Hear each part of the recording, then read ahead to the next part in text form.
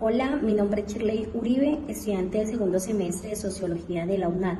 El día de hoy les vengo a presentar un trabajo colectivo de la materia Teoría Sociológica Clásica de la fase 3.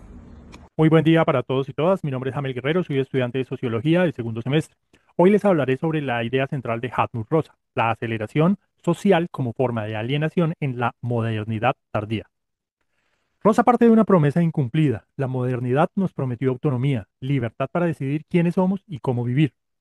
Pero en lugar de eso, vivimos bajo una presión constante, hacer más, más rápido, sin pausa. Y eso, lejos de ser progreso, se siente como una nueva forma de esclavitud. ¿Cómo se manifiesta esta aceleración? Rosa identifica tres grandes dimensiones. La primera, la aceleración tecnológica. Está en el transporte, en comunicación, en información. Una de las constantes que vemos en este momento es la necesidad agobiante de responder los mensajes casi de manera inmediata, sin importar la hora. No miramos qué hora es, sino nos llega un mensaje y queremos responderlo de una vez. Tal vez ya no sean horas laborales, pero queremos responder. La segunda es la aceleración del cambio social. Las relaciones, trabajos e identidades cambian tan rápido que ya no hay una estabilidad. El presente se contrae hasta casi desaparecer. ¿Cómo construimos un proyecto de vida si todo se transforma antes de que lo terminemos de imaginar, antes de que lo pensemos? Eh, y el tercero es la aceleración del ritmo de la vida. Esa sensación agobiante de que nunca hay tiempo suficiente no es solo subjetiva, es una exigencia real. Tenemos que hacer más en mucho menos tiempo. Si no, pues nos estresamos, sentimos que no somos productivos, que la culpa es nuestra. Bueno, ¿y qué impulsa esta gran máquina sin frenos? Esto lo impulsan, bueno, para esto hay tres grandes ruedas. La primera es la económica. En el mundo capitalista lo importante siempre es crecer y crecer, acumular y acumular. Por lo tanto, utilizamos la famosa frase del tiempo es oro. La segunda, la cultural. La promesa moderna nos dice que una vida plena está llena de experiencias nuevas, de viajes, de logros. Esto nos empuja a vivir más y más, a cada vez acelerarnos más. La tercera es la estructural. Una sociedad necesita que todas sus partes, la política, la económica, la ley, la ciencia, todas ellas se coordinen a una velocidad cada vez mayor. Debemos seguir siempre a este ritmo o si no nos quedamos. El resultado es la alienación, no la del siglo XIX, la cual es ligada a la fábrica, sino una alienación del tiempo, del espacio y de nosotros mismos. Vivimos muchas experiencias efímeras, pero pocas vivencias profundas, esas que nos transforman. Y lo más grave, si no seguimos el ritmo, nos sentimos culpables. En la modernidad tardía no hay perdón para quien se queda atrás.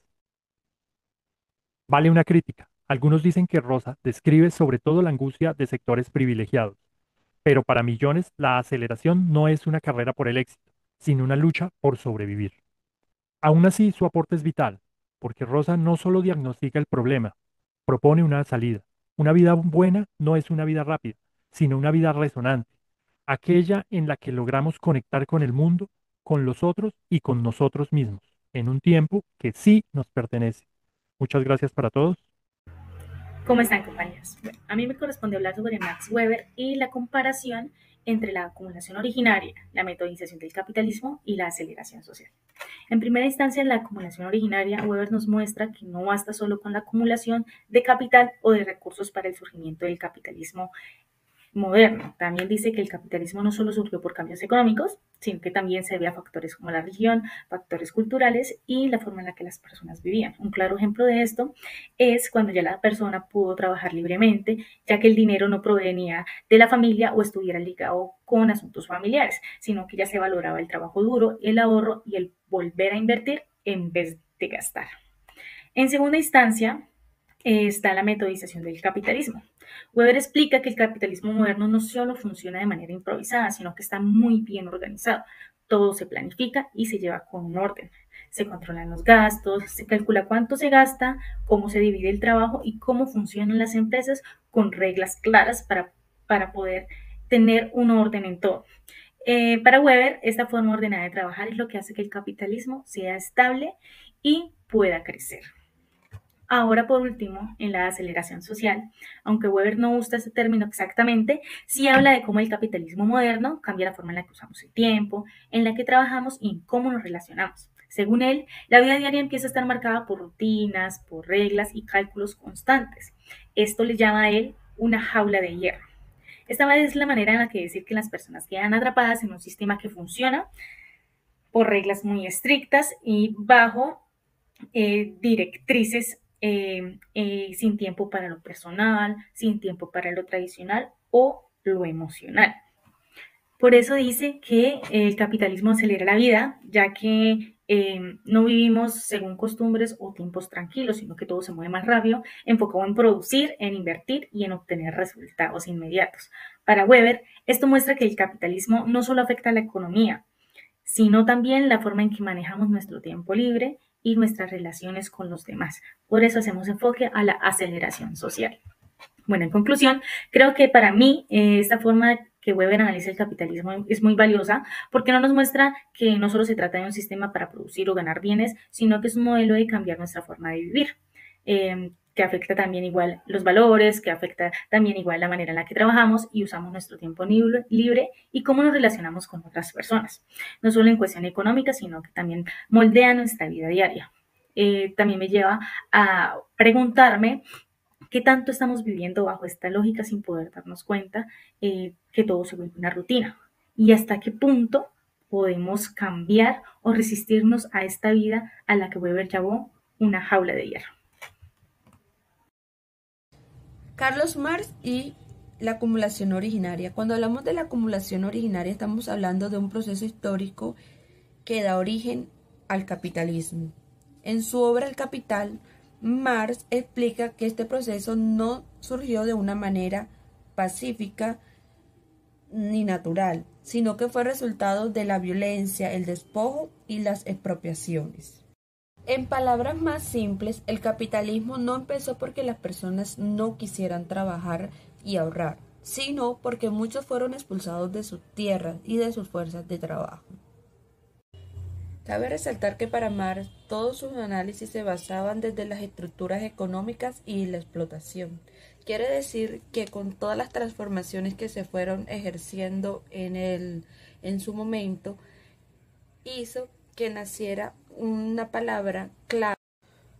Para Marx, la palabra plusvalía es un valor extra que un trabajador produce por encima de su salario. Existen dos formas de llamarlo, que es la absoluta, que significa la extensión de una jornada, y la relativa, que es todo lo contrario y tiene que ver con la productividad y reducir el tiempo necesario para un salario. Uno de estos ejemplos son los proyectos mineros en Colombia, donde comunidades son desplazadas por la extracción. Comparaciones entre la concepción entre Marx, Weber y Rosa. Para Karl Marx habla sobre la acumulación originaria como un proceso violento que dio origen al capitalismo. No fue algo natural ni pacífico, sino algo que implicó despojos, expropiaciones, el uso del poder estatal para separar a los trabajadores de los medios de producción.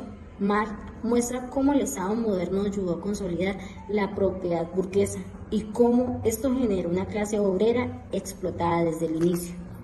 Para Mark Weber, en cambio, se enfoca en cómo el capitalismo moderno se organiza racionalmente. Él no niega que hubo violencia en los orígenes, pero lo que le interesa es cómo la ética protestante influye en las mentalidades burgueses, una vida guiada por el cálculo, trabajo disciplinado y la búsqueda racional de la ganancia. Para Weber, el capitalismo burgués es la diferencia del capitalismo aventurero por su formalización y su carácter más pacífico. Harlow Rosa lleva la discusión al presente y analiza cómo el capitalismo ha acelerado nuestras vidas. Él dice que vivimos en una modernidad tardía, donde todo se mueve más rápido, la tecnología, los cambios sociales y hasta nuestro ritmo de vida. Esta aceleración genera alineación, porque nos desconectamos del mundo, de los objetivos, de los demás y hasta de nosotros mismos. Ya no vivimos experiencias profundas, sino momentos fugaces que se olvidan rápido. ¿Cómo se ven estas ideas en la vida actual? En la universidad muchas veces sentimos que no tenemos tiempo para nada. Estudiamos, trabajamos, hacemos tareas y aún así sentimos que no avanzamos. Esto se relaciona con lo que Rosa llama alineación del tiempo.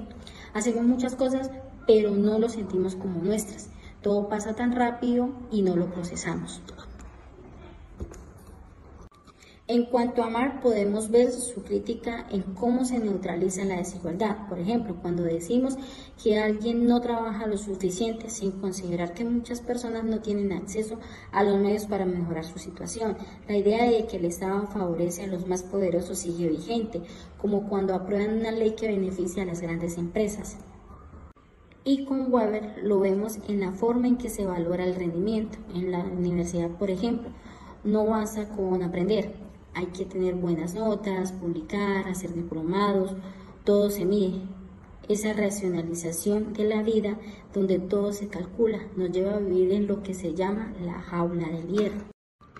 Para finalizar esta exposición, podemos concluir que aunque Marx, Weber y Rosa tenían enfoques distintos, todos coincidían en que el capitalismo transformó profundamente nuestras vidas, desde su origen violento, pasando por su organización racional hasta llegar a la aceleración en que vivimos hoy. Estos procesos nos afectan como estudiantes, como ciudadanos, como personas. Entenderlos nos ayuda a pensar críticamente sobre el mundo en el que vivimos y sobre lo que queremos vivir. Gracias.